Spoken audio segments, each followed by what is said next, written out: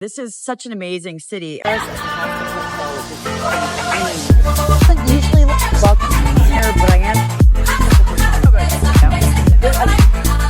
as if Hey guys, I'm here in Charleston, South Carolina. This is such an amazing city. And one of the reasons I love it so much is because it has such history and it has stories. And I really feel like Charleston's story is kind of its ties to the American Revolution and the Civil War. Across the ocean, there lies another city with an equally complicated past.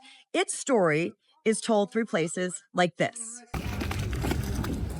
Across from the iconic bobbing gondolas along Venice's glorious promenade known as the Riva sits a building with an inspiring, if somewhat heartbreaking, history. Today, the Hotel Metropole lures wealthy travelers from across the world, much like it did hundreds of years ago.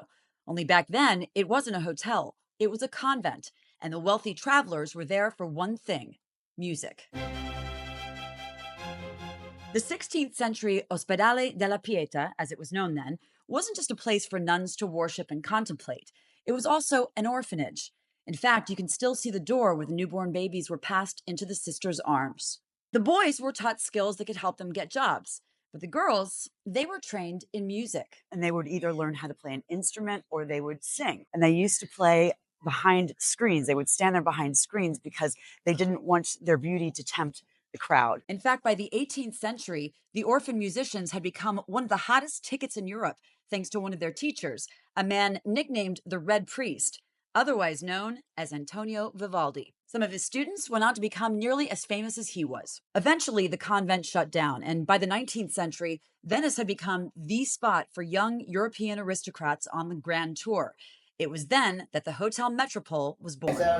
Madonna. Whether it's from the Riva or the water, from the moment you walk through its doors, it's clear the Metropole isn't just any hotel. Rather, it's a living monument to Venice's glorious past. The jewel-tone color palette is regal and seductive, with deep reds, bold burgundies, royal purples, and glittering golds. Pretty. Things lighten up in the garden, featuring creamy linens and the scent of jasmine and orange wafting past marble sculptures and playful palm trees. So pretty. I love this stuff. The guest rooms are filled with moody colors, contrasted with delicate glass sconces, Turkish-inspired bathrooms, and deep soaking tubs. Oh, this is so pretty. Good gracious. Antique mirrors play off Art Deco furniture, and most of the fabrics, including the velvets and silks, are produced locally. Love this. Many of the rooms have small balconies or terraces known as altanas, the perfect place to sip a spritz as you watch the sunset. Imagine living in Venice. You kind of feel like you do if you stay here at the Metropole. And this is actually a standard room, basically like an entry-level room with this beautiful little balcony that leads into this stunning room. Venice is a city of surprises, and the Metropole is no exception. No matter where you look, there's some sort of folly or fancy. Oh my gosh. So what year do you think this goes back to? Well, it's 18th century. Oh, so the 17th. Oh my gosh. Yeah. Oh. The hotel's owner is a passionate art enthusiast, and collectibles and ancient artifacts pop up around every corner.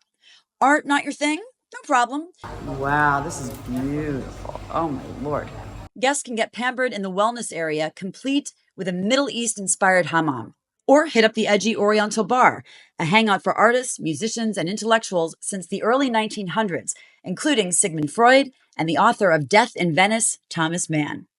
With her stories, seduction, and surprises, the Hotel Metropole is a true Venetian gem.